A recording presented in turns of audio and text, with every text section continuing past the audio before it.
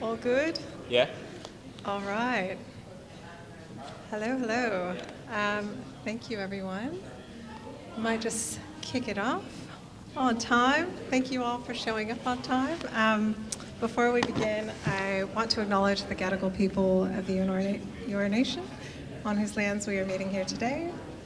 I pay my respects to elders past, present, and emerging, celebrate the diversity of Aboriginal peoples, their ongoing cultures and connections to the lands and waters of New South Wales. I also acknowledge and pay my respects to our Aboriginal and Torres Strait Islander people joining us today. My name is Josephine Dako. I'm one of the co-founders of Kalicoo. What is Kalicoo? We are a community that was born out of Australia, connecting women in Web3, Metaverse, and AI. We have an open directory on kalicoo.com that basically you can find all the Australian women who are leading in these particular niche areas of the industry.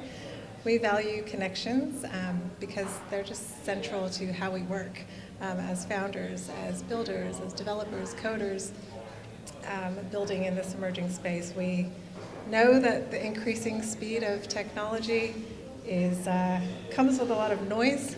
There's a lot of chatter, there's a lot of scary headlines. So we're just here to kind of basically simplify that by connecting you with our people and our network, and help you discover the tools that we found useful, and invite you to learn from the trusted voices in our industry. So we believe these people can help you propel your business forward with emerging tech and do it without fear. So on that note, I'll be handing it over to my colleagues, Kalicoo board member and head of comms at Virtually Human, Caroline Page, and director Mark Mumford.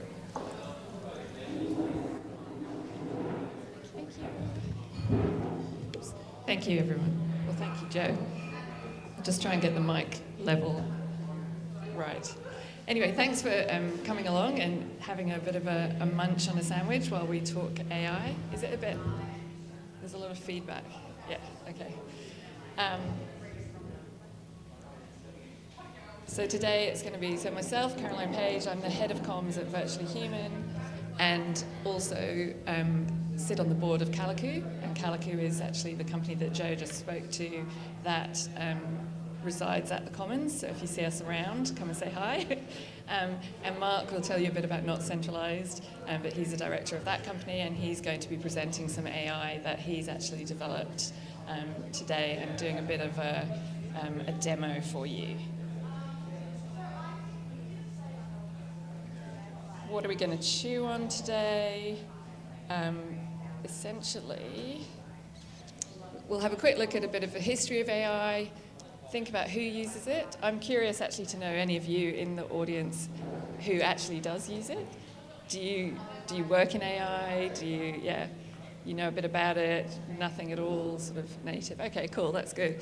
And then, as I said, Mark will come in and do a bit of AI in action, and then we've got a bit of a little something for you at the end and some Q&A.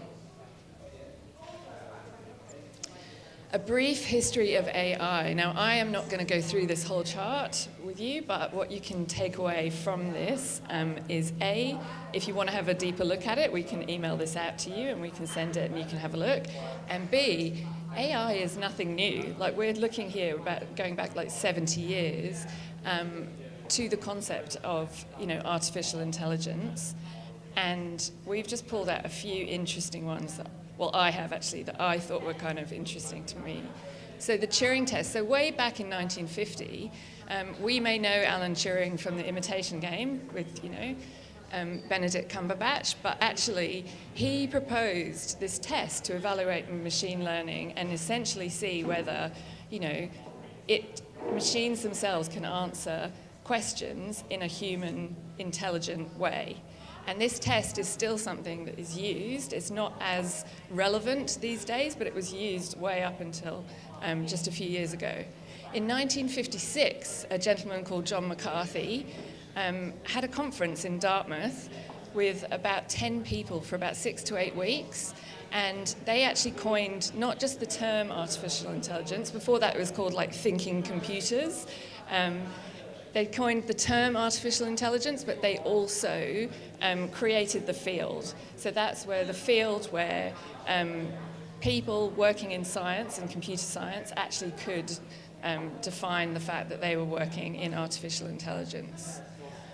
World chess, so IBM came up with their Deep Blue computer, and this was something that went up against Garry Kasparov in 1997 and beat him. In 1996, Gary actually beat the computer 4-2 in a game, and in 1997 the computer beat him, and he decided that it was possibly cheating. But actually, it wasn't cheating. It's been something that was worked on for about 2 decades, and it had up to 200 million responses per second that it could access in terms of chess. It was specifically programmed as a chess computer to beat a world champion. And that's the same when you look forward to 2011. IBM have obviously evolved the supercomputers that they were using, and their computer Watson won Jeopardy. So it went up against 2 reigning champions from Jeopardy and basically beat them. Now, the thing about this was it didn't get every single answer right. It didn't come in and sort of, know everything, but it was purpose-built as a computer to go on Jeopardy and see if it could take on human intelligence and win. And because it had all of these answers and these references and this data set to choose from, it was able to do that. And Watson is still in use now in a lot of the financial corporations around the world, and also in retail, weirdly enough. It sort of has like some kind of weather component where it can tell retailers that it's working. And then we get up to 2020 and ChatGPT, and I feel like that's the one that most of us here would know or have heard of in some regard, which is really like a natural language processor, and that's something you're able to have conversations with, you can talk to, it can respond, and it has a data set where it can sort of generate language and also code and potentially images and things as well. So, bit interesting, but what to me that shows is that it's not a new concept, AI. It's been around for a while. It's just we're getting better at it, and we know how to use it. So yeah, traditional versus generative AI. This is something, if you work in tech, you'll see more and more of this conversation, because people are looking at more and more that sort of generative, where you can go to a data set and the computer itself has access to better information, and it is then giving more valuable and valid responses based on how it assesses those data sets. So how does this apply to you? Who uses it? So we obviously did a bit of a question at the start, asking everybody who uses it, who knows it, who's into AI. When I think of AI, or when I talk to my friends about it, a lot of them will just think it's the pictures that are being generated or ChatGPT. They don't really know what this is. But actually, AI is something we should all be thinking about in a business. We should be integrating it into our business, and not just using ChatGPT, but actually thinking about how we can build and integrate the efficiencies that it can bring into the businesses that we run. So this just gives a real overview of, if you break it down, at sort of department by department, where it could be useful, where you can find efficiencies, where there could be cost savings, how it might be able to, assist in managing risk, or being a bit more efficient. Potentially somebody that could flick through PowerPoints or something like that. Much better than me. So, a bit of myth busting. AI will replace human jobs. This is something that you hear all the time. Everyone's always saying, oh my God, the computer age is coming, it's going to be overtaking, the jobs that we have. Look, AI is great, and it does create efficiencies, and it does, especially, automations like ChatGPT, you can get answers, you can create code, it can create all these sort of efficiencies for you, but it doesn't have the human creativity, it doesn't have our ethical judgment or that sort of emotional intelligence. So while it is great and it does create all of these efficiencies and there are learnings that we can get from it, it actually isn't something at this moment in time that is going to replace human jobs. Is this thing on? There we go. Whoa. It's like, maybe if you turn, it's like you can't even win with this. There we go. Maybe I'll just do it on yours. Yeah. Yeah, let's just do that. Sorry, folks. It's the demo gods that we didn't pray to today, as you guys know, building products are. But just wanted to highlight these. So early in the whole kind of journey of ChatGPT, there were lawyers in New York that you might have heard of. They cited fake cases and put it in front of a judge and then obviously got in trouble. I think it was for Avianca. There was a case versus that airline, and basically they made up these precedents that they thought sounded really real, but really were not. And because of that, they got in trouble. Some were disbarred. So it's good to be careful of, making sure that you actually check the output. The thing with tools like GPT, ChatGPT, whatever Google's coming out with Gemini, these things do not know when they're right or wrong. They have no idea. They're just based on probability. It's up to the humans to decide, okay, this is good output or not. Another example closer to home is that Aussie lecturers and researchers at universities made up case studies and put that in front of government for a regulatory consultation. So unfortunately, they got caught out as well. And then the New York lawyers, they just don't learn because they did it again. Recently, February or January this year, so another set of New York lawyers the word didn't travel around and they made up cases again. So the point is that you've got to be really careful with how you look at AI. Humans always have to be in the loop, at least for now. Yeah, at least for now, that's it. So AI responses are random. Well, they are operated randomly. Like AI operates randomly, the responses not so much. The reason that you see variability is that they're trained to be like humans and they're trained to respond as humans. And we all have different perspectives as humans, so they therefore have different responses. And that is why, it can appear that AI responses are random, but they're not actually random. They're picking from a huge data set, they're looking at what that is, but they're just giving you a different response like a human would. And that's what they've been trained and programmed to do. More data leads to better AI. Well, it depends, because if you look at what Mark was just talking about, if the data set isn't accurate, then the data that the AI that you're going to generate is not going to be accurate either. So more data doesn't necessarily lead to better AI, but if you have high quality data, then that's what's going to lead to better AI. So you're looking at having a much better data set and a more accurate, and the quality of the data that you're putting in rather than the bigger data. AI will lead to a dystopian future. Well, we kind of covered this a bit in, that it can do what humans can do. This is the thing that most people are scared of. And, if we let fear and we sort of build into that sort of fear of what's coming, then nothing, we're going to miss all the innovation that is there and the opportunities that are there. And so even though if I use ChatGPT, I do still say please and thank you, just in case, if they take over the world, we want to make sure that, we're open to this opportunity and to the innovation, and really, don't be scared, just hop in, let's have a look at this, let's integrate what is happening, because it's evolving and it's taken over 70 years to get to the point where it is right now. So, there's no dystopian future, that's just, in our minds, and it's something that's very important for us to look at. So what's out there? So already we've mentioned a few of these, just a really broad example to give you an idea of things that you can hop in for free and try.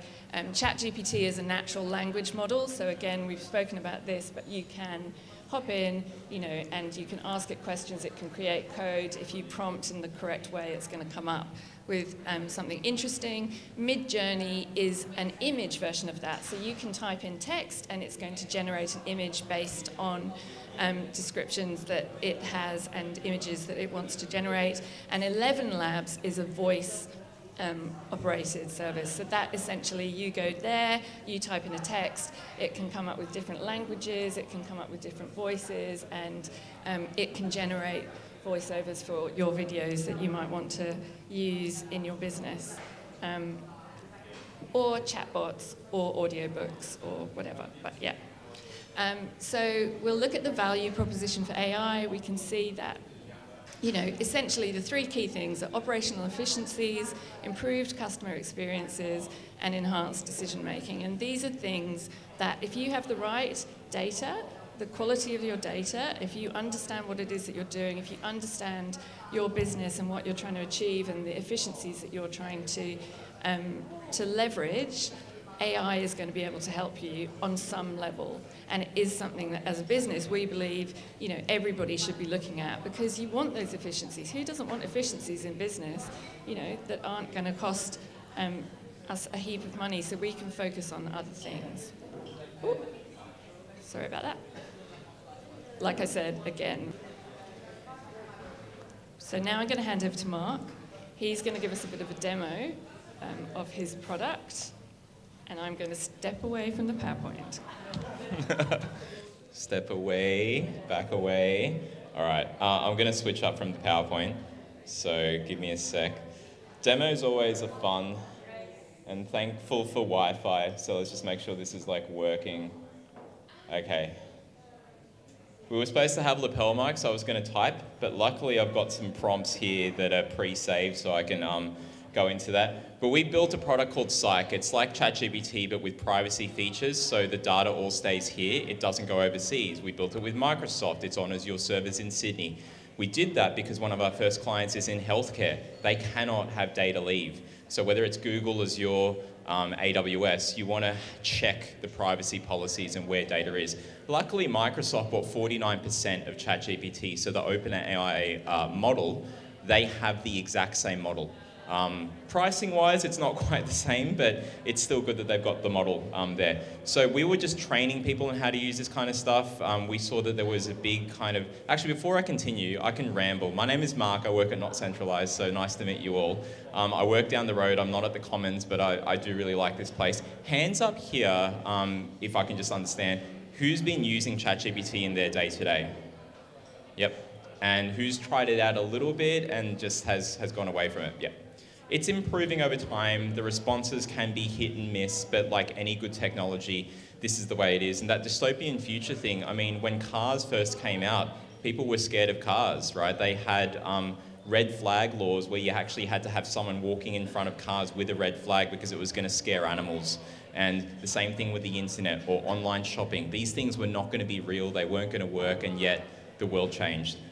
So we ended up we were training people on how to use ChatGPT, and then because of the privacy thing, we ended up building something because people wanted that, our clients did. So we've got features in here.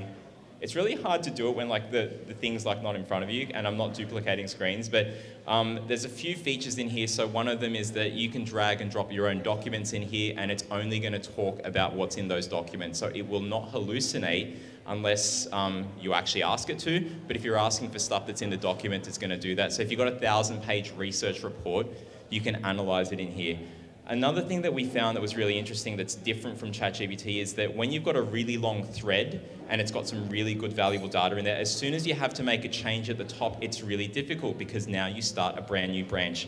However, we can do something like this where you've got these notes. So if I start something from scratch, or here, we call them dreams, but you can start a note here.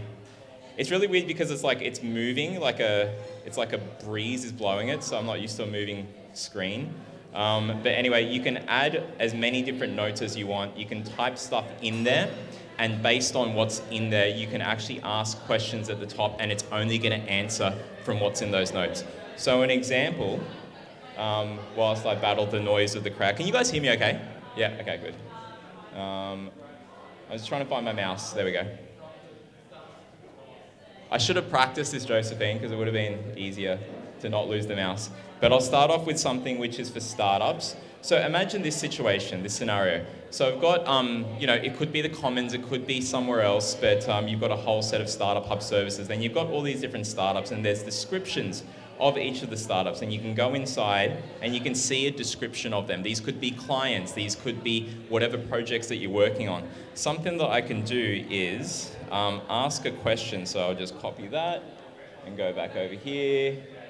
And if I go to the top, I can ask a question in here. Come on, click, hang on a second, there we go. All right, so that question is, list which of the Startup Hub services in one of those notes would be useful for each of these startups. It could be your own services. See what the AI does in terms of that matchmaking. So here, next gen robotics would probably work well with the co-working spaces, blah, blah, blah. Let's see, Cyber Shield is, she sells by the seashore, is going to be interested in other parts, basically. So doing this kind of matchmaking is one thing. You can ask other questions like, which of the startups that are in here should collaborate with each other? Because one of the answers was that the cybersecurity group should work with their healthcare group, given what the healthcare group's trying to do. Obviously, this does not replace humans. It's still, you guys have to approve and make sure that this is something that's useful. But that's definitely an interesting example there. Even something, we'll let that finish. I think it's still going. I should have restricted it to just doing a few, so I could just go on with a demo, but we'll let that finish. But I've got a few other examples here. We do videos of this as well, and we'll share that in the slides when this all comes out. But it's like, the next one I'll do is actually for founder advice. So you might be someone that helps advise other founders, or it might just be for yourself as well. So in this one here, the example I've got is that you might have meeting notes, whether these are your own meeting notes or it's something from a group that you're working with. There's the demographic considerations, there's what the community needs, there's a bit about this startup. They're in virtual reality, so they do fitness in virtual reality. So let's do something, again with a mouse. I'm going to ask, provide a summary of how this startup is doing. So we'll do that. Okay, so now based on only the information that's in those notes, you're going to see an answer. So the startup in question is developing VR. The economic backdrop is favorable. That's great. The local area dynamics reflect these trends. Community feedback has highlighted the desire for more enjoyable workouts. If you have something you're researching, this is really good at helping you investigate. So, you can do stuff like that. So that's that one there. You might even have something where it's user feedback. So something that's really interesting in this space is that typically you would have to have a whole lot of surveys done, or you'd have to do your own research and whatnot, and then trying to redo those surveys gets, costly. You could have synthetic respondents. So if you've got feedback on who your typical customers are, imagine that you had a whole heap of respondents like Sarah here. Here's her personality, her finance knowledge, things that she likes, dislikes, and here's a whole heap of other people that could be reflective of the community that you're going after, or real surveys that you might have actually asked this thing before. So what we can do, another example, is that we've got a questionnaire in here, and the questionnaire is at the bottom. I'll just show you. So there's a whole heap of questions. So we can ask this thing to answer, what do we say there? Given the following personas, have each of them answer the questionnaire. I might just change that to just one of them. So let's just go Sarah. One sec. I don't want to drop the mic.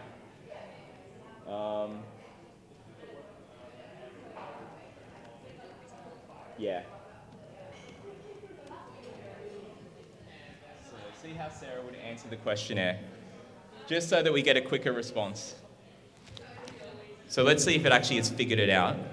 So here's how Sarah would answer the questionnaire. It's based on the personality that we've given it. That could be very data-driven. It could be based on demographic data, statistical data. It could be based on a whole heap of other things. But survey companies like Pure Profile and many others, they're looking at this kind of technology to help augment research, and it could be very useful as a founder as well. It's a way to basically test your ideas, and you could ask difficult questions like, what are the challenges, or what would this user hate about this new service that we've got? Now, obviously, we're all great thinkers. That's why we've founded these companies. But there's often things outside of our thinking that this can help with as well. And so it's finishing off there. So that's another example. And like I said at the start, there's going to be a whole heap of these that we'll be coming out with. But another one that I think would be good, and we'll get to some questions. Here's a bit of details in a note about her network, the Diley Frank Carbone network. Here is Hansard recording. So every speech in Parliament is recorded. This was her first speech. There's a lot of details in there. She talks about the community and her upbringing, etc. And then how does someone like that persona, how would she respond to the new digital ID bill that came out last week?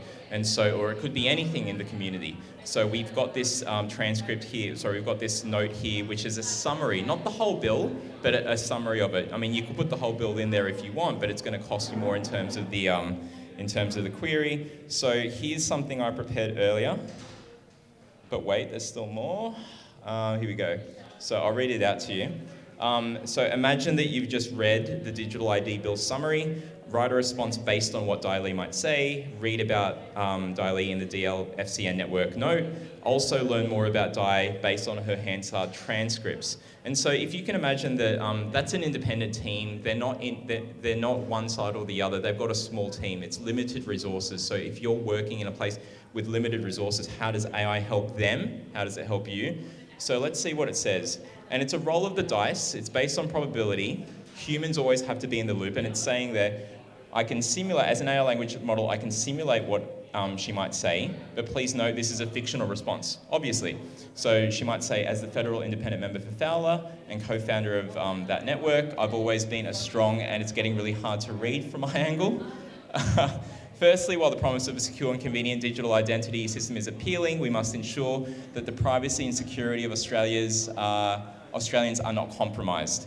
So this could be useful for her speechwriters. This could be useful. This is her actually what she spoke about and said, but it could have been what she's written. So if you've got stuff that you have written personally, or your CEO or yourself, you could feed this thing in there. Another interesting thing, could I get you to hold the mic again?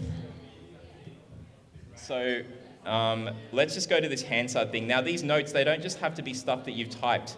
What I can do here is actually go in here and say something like, tell me what the style and tone is of this speaker, and give example quotes as well. And the reason you might do this is because if you've got a whole heap of speeches, you don't want to just load all those speeches in. You could just get the common factors. And if you've got those common factors as a note, now you don't have to have the whole speech. And so what's going to happen at the top is it's answering that. So it says the style of the speaker, so personal and, what does that say, heartfelt, narrative driven. And it should also give, because I've asked for specific quotes, oh it does, I can see it there. So this might be a way that it answers it. It could answer and give you the same info, but in a different kind of format. But if you did something like this, so you've got this really long note, and then here you've got this summary of it, I can replace that note. I can click a button here to replace it once it's done. Okay, it's done writing, so let's just go click that button there, and now it's replaced it. So if I go back out, now the note is more of that summarized version, and I can continue and do something else. So that's with the notes where you're manually doing things with a little bit of AI. And the last one I'll leave you with is one where you might just, for product ideas, ideation, you want to do something where you ask the AI, okay, come up with something for me. So let's do something fun. Imagine a startup focused on fintech run by a cat. That simple query is what our smarts in the AI do. That's not a good sentence, so I'll strike that from the record. But we break down that simple query into subcomponents that the AI thinks should be related. So you can see here, let's do the startup concept for feline CEO. What are feline CEO's characteristics? What are the startup operations? What are the products and services? And it will continue. I could have said there, I don't want more than 5 notes. I want 10 notes. It'll instruct based on that to create the model. So there's 7, there's 8. This might go crazy here because it might love cats that much, right? So subnote 9. Hopefully that's the last one.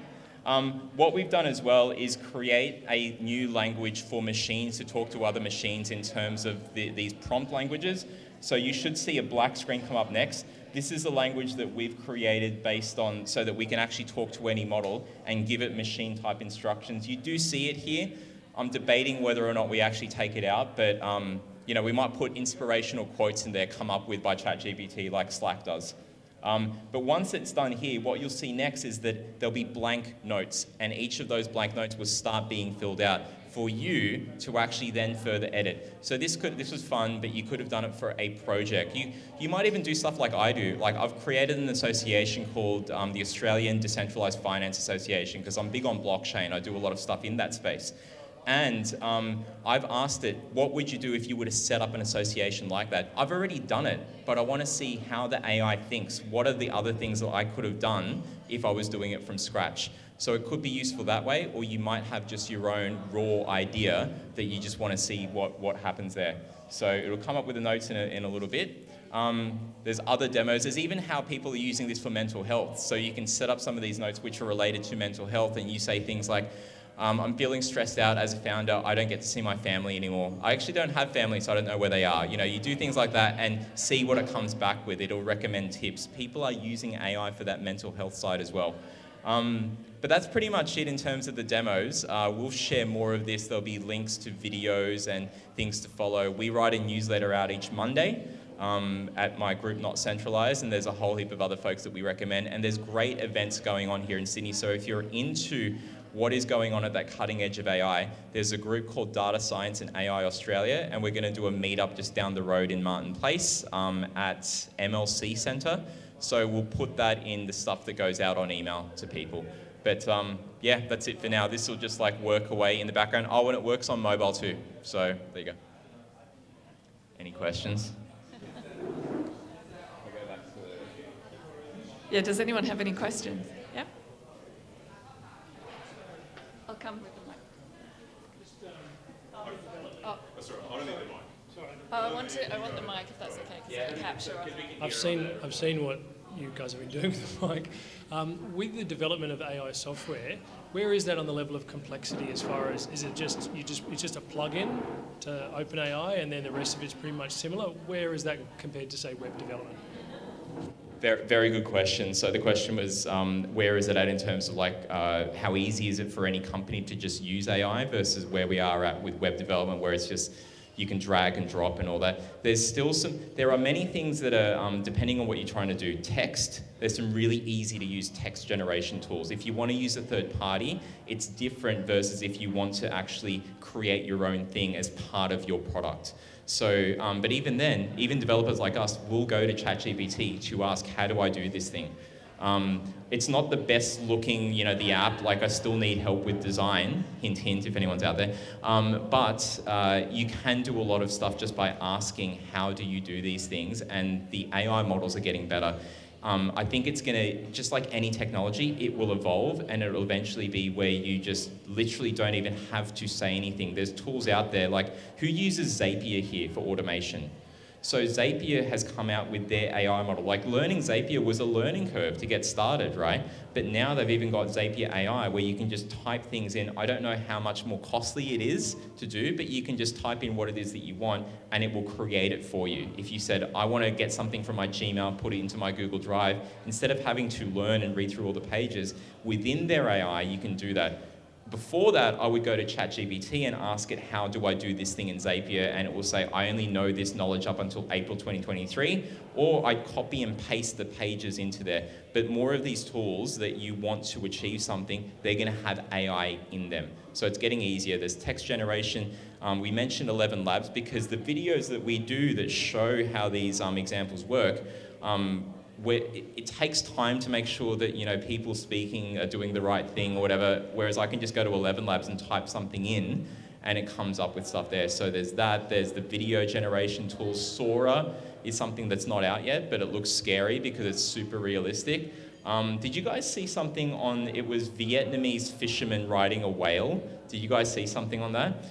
Last week or in the last few days, there was this video that looked like these Vietnamese fishermen riding a whale, and everyone's like, whoa, it's so real. And then AI people were saying, hang on a second, that's AI.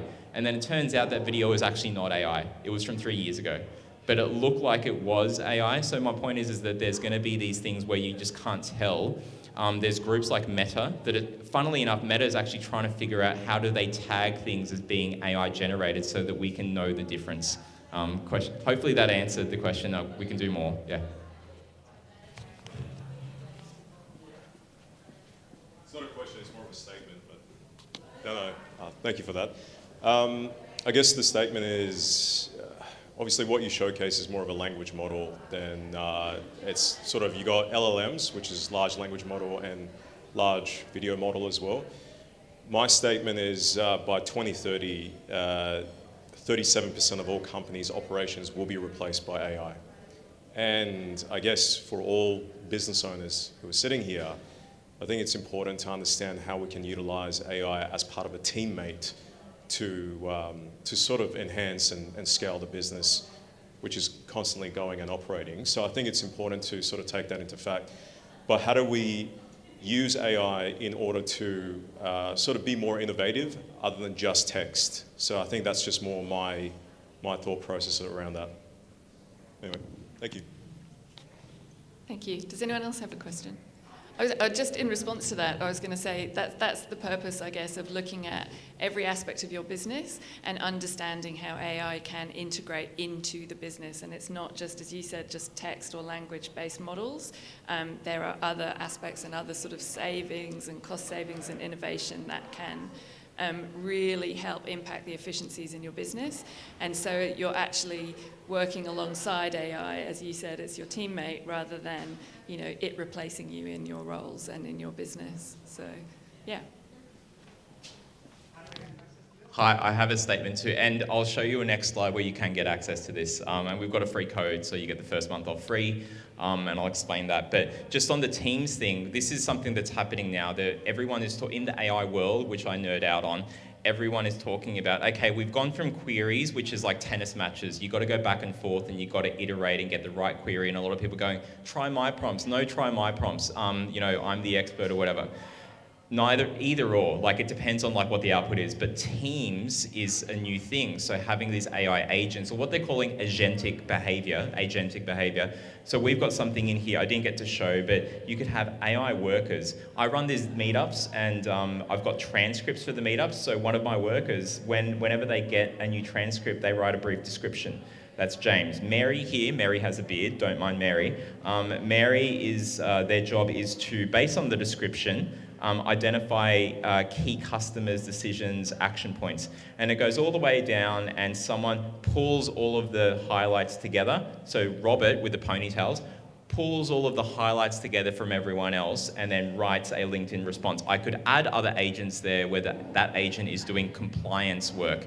It's basically going, based on our rules, this output, where does it work, where does it not work, and then you have another agent to rewrite it. So you can daisy chain these things to automate, because to your point, whether it's 37% or 50%, there's going to be so many things where this can help us. I think for us is to decide what are those higher order tasks that we'll be doing when we're not worrying about doing this, whether we're in marketing or operations or HR, etc. In terms of access, let's go back to this demo. Just something from Einstein. If Einstein had AI, I don't know what he'd say. Probably something fun. You know, you guys can read that where AI works and how, you know, some things that you can do with SIKE. A little something for you. So this QR code and that code there, SIKE Friends 24. So if you go to that QR code, that's our website, and basically it's got details on SIKE there. And I'll send more instructions. So when we do this email, I think it's going to be important for you guys to see the user guide and stuff, and we'll do a little bit of an intro. But I'm around, I'm based in Sydney, I do travel a lot, but just feel free to reach out to myself and Josephine, Caroline and Kalicoo. Yeah, it's going to be amazing. We've got Annabelle here from Kalicoo as well, so it's going to be really cool to see how this kind of stuff can help you guys. Like I said, government, finance, legal, healthcare, they're all using this, and we're always looking for user improvement and suggestions, and we're probably going for a raise out of the US pretty soon. So yeah, any other questions? Is everyone hungry? I'm hungry. All right, is there anything else? Okay, thank you.